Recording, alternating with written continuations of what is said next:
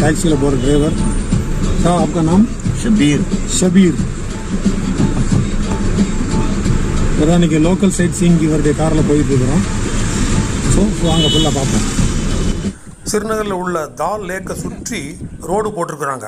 அந்த ரோட்டில் ஏதோ ஒரு வழியில் சுற்றி வந்தாலும் நிறையா பார்க்குகள், அதாவது பூங்காக்கள், தோட்டங்கள்லாம் இருக்குது. அதில் ஒன்று தான் இப்போ நாம் பார்க்க போகிற துலிப் கார்டன். ஏதோ அதனுடைய விளிம்பில் நம்மளை இறக்கி விட்டு கார் பார்க்கிங்கில் வண்டி நிப்பாட்டார்.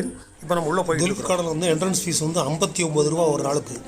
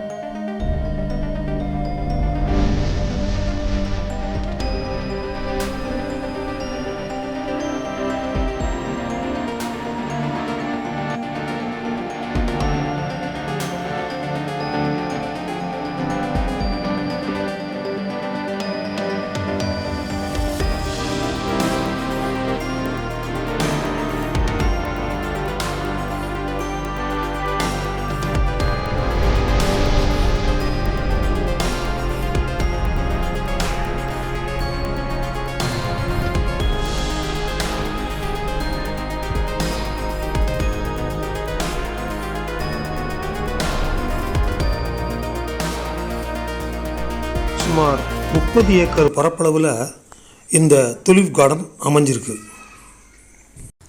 இதுக்கு Indira Gandhi memorial tulip garden அப்படின்னு பேர் வச்சுருக்கிறாங்க. சிட்டி லிமிட்லேருந்து 9 கிலோமீட்டர் தூரத்தில் இது இருக்குது.